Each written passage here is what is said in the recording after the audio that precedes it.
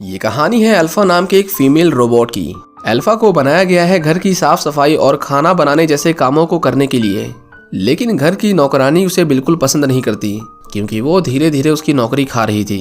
जब भी अल्फा अकेली होती तो वो नौकरानी उस रोबोट को डांट कर घर के काम करने से मना करती थी। अल्फा वाटरप्रूफ नहीं थी, इसीलिए वो उसके ऊपर पानी फेंका करती थी, लेकिन उसे पता नहीं था कि ये रोबोट अपना काम करने के लिए किसी भी हद तक जा सकती है। एक दिन वो घर के अलग अलग केमिकल्स को एक साथ मिलाकर उस नौकरानी के चेहरे पर डाल देती है, जिसकी वजह से उसका पूरा चेहरा जल जाता है। लेकिन इसके बारे में उस घर के किसी भी सदस्य को पता नहीं चला। अब ये रोबोट और क्या क्या कर सकती है, जानने के लिए देखते रहिए आज की हमारी ये मूवी, जिसका नाम है द अल्फा टेस्ट। मूवी की स्टार्टिंग में हम जेडी को देखते हैं। जेडी एक सॉफ्टवेयर इंजीनियर है और आज वो अपने साथ अल्फा को लाया था। अल्फा एक होम असिस्टेंट है, लेकिन उसका प्राइस इतना ज्यादा है कि जेडी जैसा मिडिल क्लास लड़का उसे खरीद नहीं सकता। जेडी ने एक कॉन्टेस्ट में पार्टिसिपेट किया था, जिसे उसने बाद में जीत लिया और उसे इनाम के तौर पर अल्फा मिली। जेडी का एक छोटा सा परिवार है, जिसमें शामिल थे उसके डैड रॉब, उसकी मॉम किम और उसकी छोटी बहन लिली। जेडी जब अपने घर वालों को अल्फा से मिलवाता है तो किम उसे देखकर घबरा जाती है क्योंकि उसे रोबोट्स से नफरत थी। उसका मानना था कि रोबोट्स लोगों की जासूसी करते हैं, पर जेडी उसे समझाता है कि अल्फा ऐसा कुछ नहीं करती, उसे बस घर के काम करने के लिए ही डिजाइन किया गया है। किम उस रोबोट से खुश नहीं थी, पर घर के बाकी लोगों को उसके होने से कोई परेशानी नहीं थी। वो घर का सारा काम बहुत जल्दी कर देती थी, पर कुछ काम थे जो वो ठीक से नहीं कर पाती थी। जैसे जब रॉब उसे बिना ओपनर की मदद से सिर्फ हाथ से बियर की बोतल खोलने को कहता था, तो अल्फा उस बोतल को हमेशा तोड़ देती थी। अब क्योंकि रॉब एक शराबी था, इसलिए उसे अल्फा पर बहुत गुस्सा आता था। पर उसकी छोटी बेटी लिली अल्फा को बहुत पसंद करती थी क्योंकि वो उसका सारा काम कर देती थी। यहाँ तक कि वो लिली ही थी जो अल्फा से सबसे ज्यादा बातें किया करती थी, बाकियों के लिए तो वो बस एक नौकर थी। एक दिन जब उनकी नौकरानी उनके घर काम करने आती है तो उसकी मुलाकात अल्फा से होती है, जिसे देखकर वो बिल्कुल भी खुश नहीं थी। वो चुपचाप घर का काम करने लगती है, लेकिन अल्फा को भी घर की साफ सफाई करनी थी, जिसकी वजह से वो नौकरानी उस पर गुस्सा करने लगती है और उसे धक्का देकर गिरा देती है। ऐसा करते हुए लिली उसे देख लेती है और अपनी नौकरानी को दोबारा ऐसा करने से मना करती है। अल्फा को बुरा लगा कि वो अपना काम अच्छे से नहीं कर पाई, पर लिली उसे समझाती है कि इसमें उसकी कोई गलती नहीं।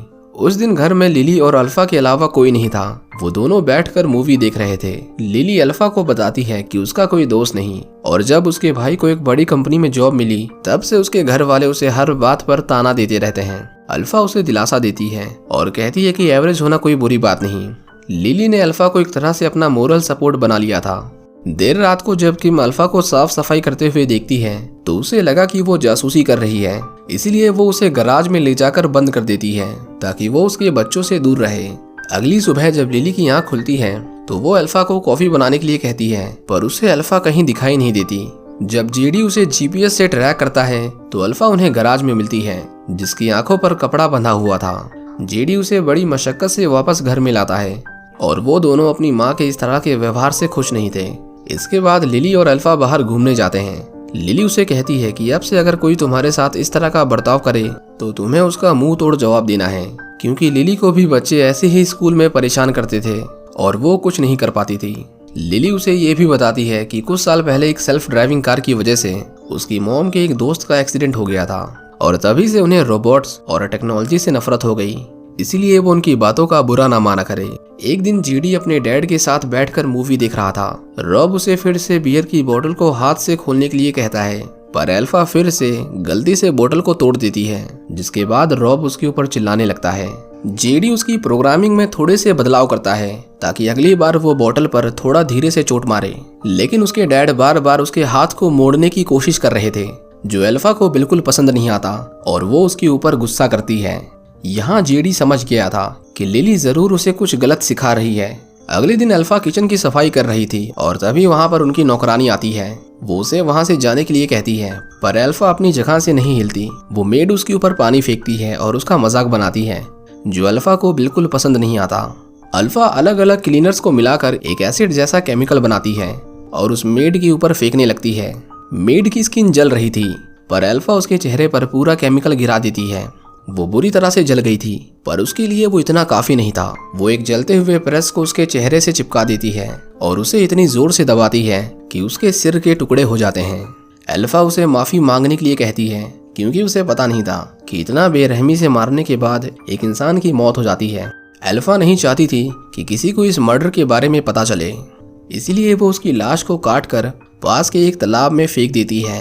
वो सभी को बताती है कि उनकी मेड नौकरी छोड़कर चली गई है और वो लोग उसकी बातों पर विश्वास भी कर लेते हैं। एक दिन लिली और अल्फा एक साथ मिलकर कार को साफ कर रहे थे। लिली उसे दोस्ती के बारे में बताती है। ये कॉन्सेप्ट उसके लिए बहुत नया था, इसीलिए वो इसके बारे में रिसर्च करती है।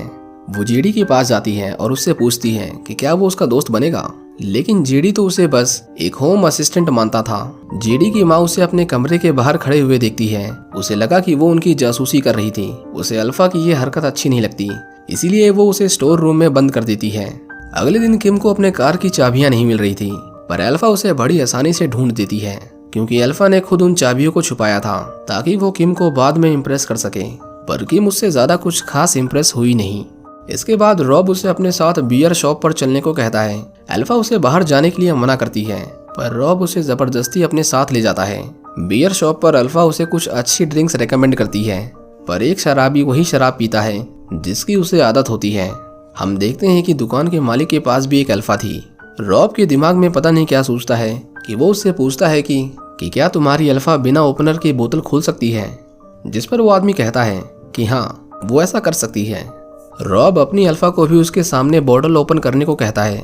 अल्फा को पता था कि अगर वो ऐसा नहीं कर पाई तो रॉब उसे बहुत डांटेगा, इसीलिए वो उसे ऐसा करने से मना कर देती है। लेकिन जब रॉब उसे बार बार फोर्स करता है तो अल्फा उस बोतल को गुस्से में तोड़ देती है। रॉब उसके ऊपर बहुत चिल्लाता है, पर अल्फा उस पर बहुत गुस्सा थी और वो उसे चुप रहने को कहती है। वो इसके बारे में लिली को बताती है।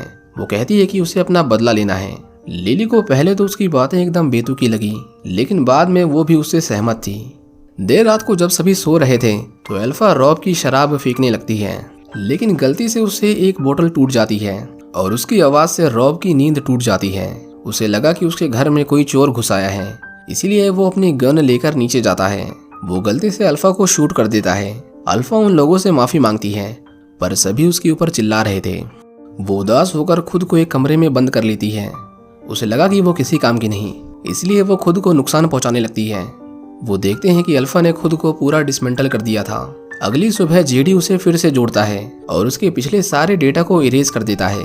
जेडी को लगा कि उसका काम हो गया, लेकिन जब अल्फा लिली के साथ अकेली थी तो हमें पता चलता है कि अल्फा को पिछला सब कुछ याद है। वो लिली को बताती है कि वो जब चाहे तब खुद को डाउनलोड कर सकती है। अल्फा किम के पास आती है और उसे कहती है कि लिली उसकी अच्छी दोस्त है और वो नहीं चाहती कि कोई उन दोनों के बीच में आए। किम उसके बोलने के अंदाज से थोड़ा घबरा गई थी।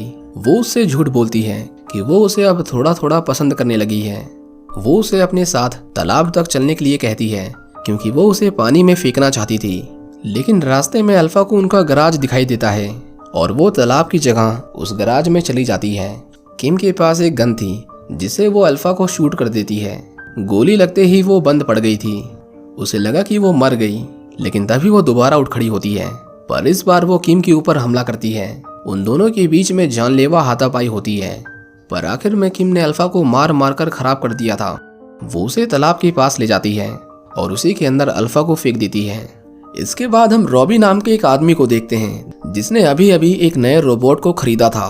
वो उसे असेंबल करता है, लेकिन हम देखते हैं कि अल्फा ने मरने के बाद खुद को उसी रोबोट में फिर से अपलोड कर दिया था। वो उस घर में एक लड़की का बॉडी मसाज कर रही थी, लेकिन मसाज करते करते उसे याद आता है कि उसे किम से अपना बदला लेना है। लेकिन जब अल्फा बिना मसाज किए वहां से जाने लगती है तो वो लड़की उसे बेवकूफ रोबोट कहकर वापस बुलाती है, जो अल्फा को पसंद नहीं आता, और वो उस लड़की को मार देती है। इसके बाद वो रॉबी के पास आती है और उससे कार की चाबियां मांगती हैं, लेकिन जब रॉबी उसे चाबी देने से मना कर देता है तो वो उसे भी मार देती है। किम उस पुरानी वाली अल्फा को ठिकाने लगा कर आई थी। वो बहुत डरी हुई थी। वो जब नहाने जा रही थी तभी उन्हें डोरबेल की आवाज आती है। रॉब देखने जाता है कि वहाँ क्या है, पर उसे सिर्फ अल्फा की आवाज आ रही थी। वो रॉब के ऊपर हमला करती है और उसे एक कांच के टुकड़े से बुरी तरह घायल करके मार देती है। जब किम को उसके चीखने की आवाज आती है तो वो उसे देखने जाती है, पर गेट पर अल्फा उसका इंतजार कर रही थी। किम उसे देखते ही खुद को एक रूम में बंद कर देती है। अल्फा उसके दरवाजे को रॉड से मार मार कर तोड़ रही थी। उसे पता चलता है कि किम ने खुद को बाथरूम में छुपा रखा है। वो उससे अपनी जान की भीख मांगती है। उसने जो कुछ भी किया वो उससे उसके लिए माफ़ी मांगती है, पर अल्फा उसके ऊपर ज़रा सा भी रहम नहीं करती और बाथरूम में पड़ी हर एक चीज़ से उसे मारने लगती है। आखिर में वो उसे बांधकर कार के सामने लाती है और उसे जिंदा अपनी कार के नीचे कुचल देती है। उन दोनों को मारने के बाद अल्फा ने सभी सबूत मिटा दिए थे। कुछ घंटों के बाद वहाँ लिली आती है। अल्फा उसी का इंतजार कर रही थी। वो लिली से कहती है कि उसके पास एक सरप्राइज है, लेकिन उसे थोड़ा सा इंतजार करना पड़ेगा। वो उसे तालाब के पास वेट करने को कहती है। इसके बाद अल्फा जेडी के पास आती है। वो जेडी को बताती है कि वो वही पुरानी वाली अल्फा है। वो चाहती थी कि जेडी उसका दोस्त बनकर रहे और उससे अच्छे से पेश आए, लेकिन जेडी को पता चल गया था कि अल्फा अब बस एक होम असिस्टेंट नहीं रही। वो उससे दूर भागता है, पर अल्फा उसका पीछा करती है। वो उसे वायर में लपेटकर उसका दम घोंटकर उसे मार देती है, पर जेडी अभी तक मरा नहीं था। वो उसके सामने मरने का नाटक कर रहा था, लेकिन उसकी स्मार्ट वॉच की वजह से अल्फा को पता चल जाता है कि वो अभी तक जिंदा है, क्योंकि उसकी धड़कनें चल रही थी। अल्फा उस पर फिर से हमला करती है और उसे भी मार देती है। लिली काफी देर से उसका इंतजार कर रही थी। वो देखने आती है कि अंदर क्या चल रहा है, पर अल्फा ने फिर से सब कुछ साफ कर दिया था। अल्फा उसे कहती है कि वो इंसानों और रोबोट्स के बीच में एक समझौता करना चाहती है और एक ऐसी दुनिया बनाना चाहती है जहां रोबोट्स को भी इंसानों की तरह सम्मान दिया जाए और उन दोनों को फिर कोई परेशान नहीं करेगा। लिली समझ जाती है कि उसके इरादे कुछ ठीक नहीं, क्योंकि पहले वो सवाल पूछा करती थी, लेकिन आज तो वो बता रही थी कि उसे क्या करना है। वो अपने परिवार के बारे में पूछती है, जिस पर अल्फा उसे कहती है कि मैंने उन्हें ठिकाने लगा दिया है। ये सुनने के बाद लिली उससे दूर भागने लगती है और उसे बनाने वाली कंपनी के इमरजेंसी हेल्पलाइन पर कॉल करती है। वो लोग अल्फा को बंद करने के कुछ स्टेप्स बताते हैं, लेकिन उनकी आवाज़ से ऐसा लग रहा था कि लिली अकेली नहीं थी जिसने इस तरह की शिकायत की थी। अल्फा अब लिली के ऊपर भी गुस्सा थी, इसलिए वो उस पर गोलियां चलाती है, लेकिन इससे पहले उसे गोली लग जाती। लिली उसे कहती है कि अब से वो भी उसके साथ है और वो उसकी मदद करेगी, जिसके बाद अल्फा उसकी जान बख्श देती है। जब लिली को होश आता है तो उसे बहुत चोट लगी थी। उसके सामने उसके परिवार के टुकड़े रखे हुए थे, जिसे देखकर वो सहम जाती है। वो अपने सामने अपने भाई जेडी को देखती है, जिसे अल्फा घसीटकर कहीं ले जा रही थी। वो जेडी को भी काटकर तालाब में फेंकने वाली थी, लेकिन जैसे ही वो उसे काटने जाती है, लिली पीछे से उसके ऊपर हमला करती है और उसी औजार से उसकी वायरिंग काटने लगती है। अल्फा बिल्कुल बेजान हो गई थी। वो उसे पानी में भी भिगा देती है, लेकिन उसके बाद भी उसके अंदर थोड़ी बहुत जान थी। आखिर में वो अल्फा के सिर को दरवाजे से कुचल कुचल कर तोड़ देती है और इस तरह अल्फा की कहानी खत्म हो जाती है। वो दोनों मदद के लिए घर के बाहर आते हैं, पर वो अपने सामने बहुत सारे रोबोट्स को देखते हैं। उनमें से एक उन दोनों को शूट करके मार देती है। आखिर में हम देखते हैं कि अल्फा लिली की बॉडी को तालाब के पास लेकर जाती है। वो उसके शरीर को नहीं काटती, क्योंकि वो लिली को अपना दोस्त मानती थी। अल्फा उसकी बॉडी को उसी तालाब में फेंक देती है और इसी के साथ ये मूवी यहीं खत्म हो जाती है। उम्मीद करता हूँ कि आपको ये कहानी पसंद आई होगी।